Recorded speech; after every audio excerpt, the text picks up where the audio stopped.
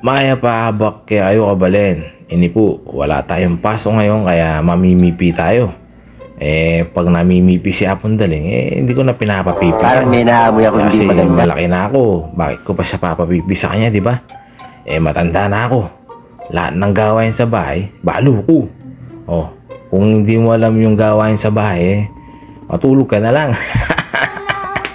Hindi mga pre, ako naman talagang ganyan naman ako kahit walang pasok, meron pasok, maaga pa ako nagigising. Kasi ako, naisip ko lagi, kaya maaga ako nagigising para matulungan ko siya Daling kahit ano yung gawain lang sa bahay. Magugas ng plato, maglinis ng kusina, o magpunas ng mga magwawalis, ganun po. Ganun po yung obligasyon ko dito kahit hindi nila sabihin.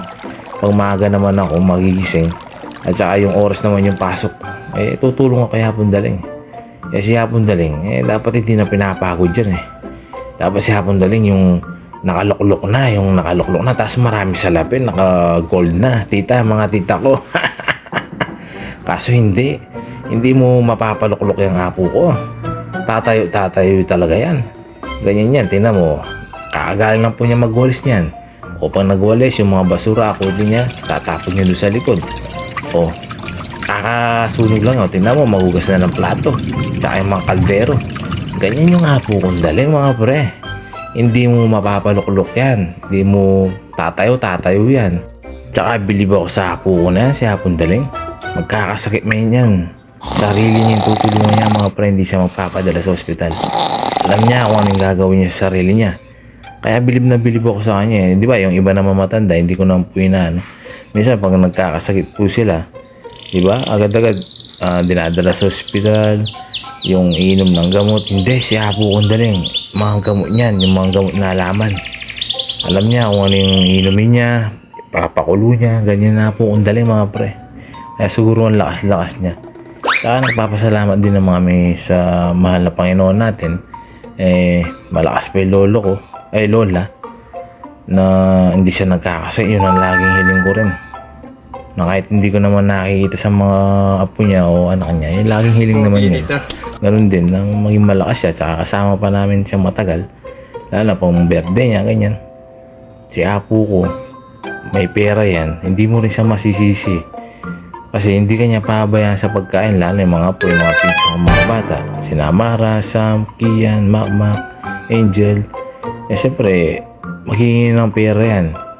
Siyempre po kung hindi niya matitiis bibigyan niya. Minsan ako naiinis na lang ako yung lagi silang humihingi. Siyempre ako inis lang naman siyempre pag nawala ng pera nga ako hindi ko man siya mabibigyan kahit magkano lang, pero magbibigay naman. Ganyan ang trabaho ko rito. Kung wala naman akong obligasyon, kilala ko niya na nga po. Galing mo pala dyan Hindi ko alam Magbibigay ako kaso may obligasyon na po ako. Maliw ka yata Minsan siya na lang magkano, mabibigyan ko siya.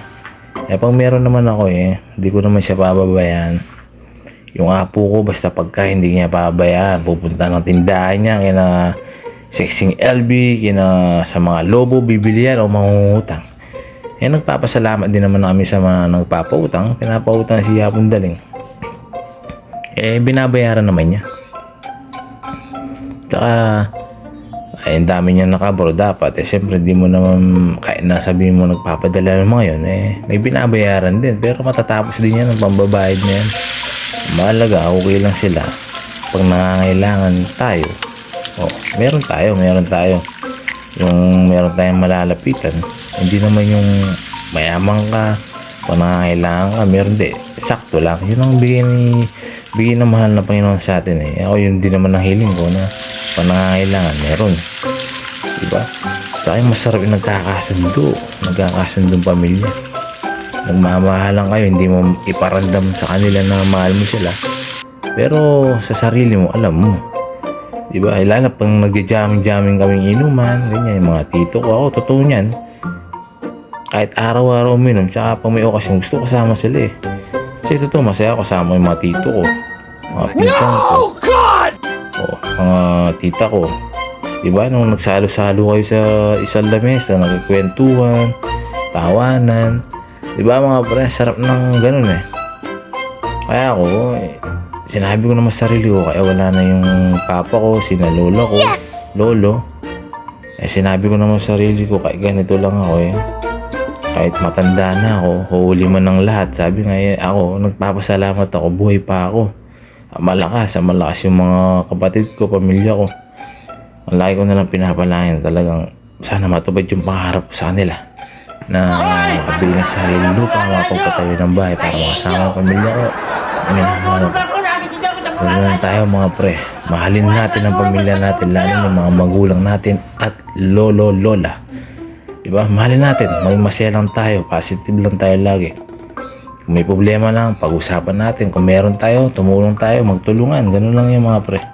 Yan lang masasabi ni The Piso Man. Hindi naman tayo perfecto. Ang mahalaga, masaya tayo, nagmamahalan mga pre. Diba?